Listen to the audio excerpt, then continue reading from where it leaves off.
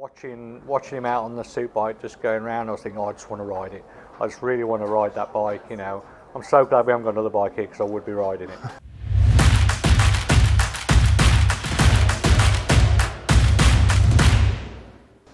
So welcome to the latest episode of Behind the Mountain, and I'm sitting here inside the Bathams AJN Racing Garage with Michael Rutter for the latest episode. Last year, Rutter celebrated his 30th anniversary of racing at the TT, and there was a huge celebration honouring his and his father's legacy at the TT course, which has spanned over 60 years in total at the time. There was a corner named after the Rutters, there was a parade lap, we had 6 bikes out there, some of Tony's, some of Michael's, and it was a really big celebration of the past and the legacy. But this is 2025 and we're into a new era with the team and with Michael, and we're going to talk about that now to see what's changed between then and now. So, straight into it, Michael. What's been going on? You're not riding the big bike this year. That's probably start with that. That's probably the biggest news. Yeah, that's the biggest decision. I think the hardest decision as well, because riding a big bike here at the TT is ultimate. You know, being in that superbike race and the senior race, especially at the end of the week.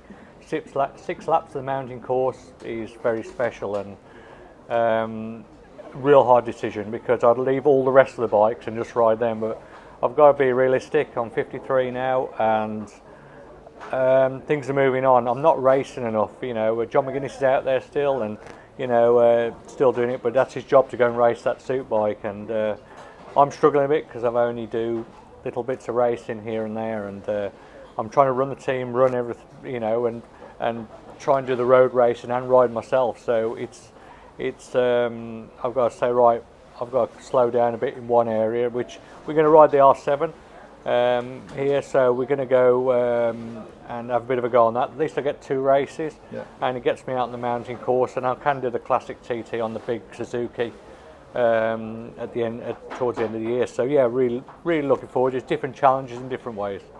So with that in mind then, obviously with the team still running a big bike here though, so we were obviously due to run Craig Neve, who unfortunately has had his accident at the Northwest, but we've got a youngster in now, and this is kind of where the team's going. What's going on with all of that this year? Yeah, we've got Jamie Kringle come on board to replace Craig. Unfortunately, Craig had a big crash at the Northwest 200, so that's put him out. So we're looking to try and bring on younger people, and especially with Bathams and AJN, it's something different, and it's different for us. You know, we've never done this before as a team, and it's quite exciting really, bringing someone who's, you know, he's doing about 125 mile an hour laps. So we're going to see if we can bring him on and help him, and bring young riders, and you know, not just riders, we've got younger staff coming in as well, which we're trying to teach, you know, bring younger people into the sport. So Jamie, I think it's his 4th one. It's his 4th TT this year, isn't it? He's not actually been out on the bike yet, as we speak, as we're filming this. He's not actually been out on the bike yet. He's done a few laps up at Derby, hasn't he? It must be interesting to see has he been a bit like sort of rabbit in headlights? Has he been picking your brains? I think you went out for a lap with him the other day, didn't you? Yeah, we took him out for a lap, and obviously we took him out on the bike first. We went out into Derby, and he did about 10 laps on the bike just to feel comfortable with the handlebars, foot pegs and all that. And then we took him for a lap in the car, which was like, you know, interesting to listen to him. And, you know, basically he was, you know, not much you can say to a rider, you know, you can say you can be there. But the thing is, I think the big thing was he was coming back more gears and trying to rev it through places. And I said, basically, it's a big super bike, keep throwing gears into it, you know, don't rev it out. And, you know, and when you speed gets quicker and quicker, it gets easier and easier because you're flying over the bumps. So, yeah, little things which, you know, I think I'll be able to help more once he's getting up to a bit more speed. And we've both been out, because it's hard for me as well, because I haven't been out since last year. And your brain switches back into it. As soon as you get down Braille, you start remembering everything again. Yeah. So yeah, it's exciting time. I suppose, you know, you're on 91 starts, I think it is. You know, so which is a massive number of starts. You know, if you were, have you had to sort of offer any sort of real pearls of wisdom to him? I know he's not really a novice anymore, but if he was, or he is actually, isn't he? I suppose.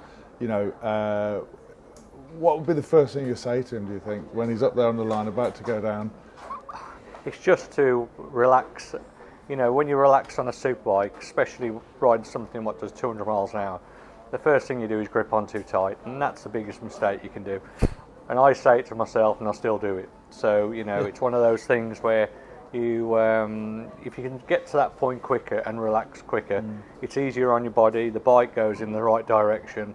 I think that's the one thing I'll say to him, just go out and enjoy it. Enjoy it. So generally speaking, looking back at your TT now, you know, like you say, you're done with the big bike. That's kind of that, which is a little bit sad, obviously, I suppose. You're still going to carry on riding on the Twin this year, so you're not completely done with the TT. Far from it, I think. What is it that makes it so hard to just say I'm done with it? What is it that keeps bringing you back for more? Everybody asks that question, and it's so hard to explain to anyone. It's just a feeling. You know, watching him out on the super bike, just going around, I was thinking, oh, I just want to ride it. I just really want to ride that bike. You know, I'm so glad we haven't got another bike here because I would be riding it. You know, I'd say, but I think it's just the excitement, and you know, you're sitting on that grid and you just look down Glencrutcher Road and there's no one else about, and someone taps you on the shoulder and you go, and you got 37 3/4 miles of doing what you want to do, really. And we're very lucky. There's only a selected few people which can come and race here at TT. I'm honoured to be one of those ones and get the chance to do it. So, yeah, try and do it as long as I can. And I suppose with that, I mean, you describe it like all other TT riders do, like as in it's indescribable, that feeling, and we can only really imagine what it's like. But yeah, you do 6 laps in the senior. Is if it was possible, would you just keep going? Or you're done after 6 laps? It's weird when you've got a good bike, and I normally start getting going about lap 4, lap 5, 6, and I feel like I can carry on then. Yeah. It's the first 2 laps probably the hardest for me. You think you go off the line and you're a bit stiff and a bit nervous, I'd say, and you hold on too tight, and you're like exhausted after like halfway around. You think, oh my God, I've got another 5 laps to do here. How the hell am I going to do it? And then it just gets easier and easier. And when it comes around to the senior, and you've done lots of laps, everything slows up a lot, and you know, it doesn't feel like everything's coming at you a million miles an hour, and it's just easy. You just wish your TT could start. That was the day one, yeah. And the Twin, how does that differ? Obviously, it's not as powerful. Well, that's why. Do you have to ride it differently? Is it different? To ride a Twin or a 600 or super sport bike now, you know, you have to be fully committed. To win on one of those things, you know, it's hard work. You've got to have real high corner speed, and you know, you lose 1 mile, 2 mile an hour coming out of a corner, you've lost a long run up the long straight. So, you know, you've got to be brave to ride those more than the superbike. So would you say you're taking more risks on them than the other superbike? In a certain way, yeah. The only thing what's different is the speed. You know, especially the older you get, I think you get the light, and your eyesight doesn't change as quick as it would do. You know, on the Super Twin, we're doing 160 mile an hour instead of doing 207 miles an hour. It's a massive difference, and it's not so bad if I was, like I said before, riding all the time. I'm not.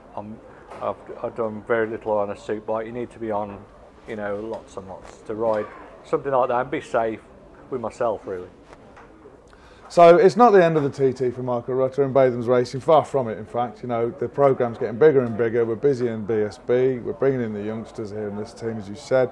You know, and in fact, with that in mind, you know, there's going to be a special announcement in the very, very near future, soon after this video comes out, so make sure you stay tuned to see what that's about.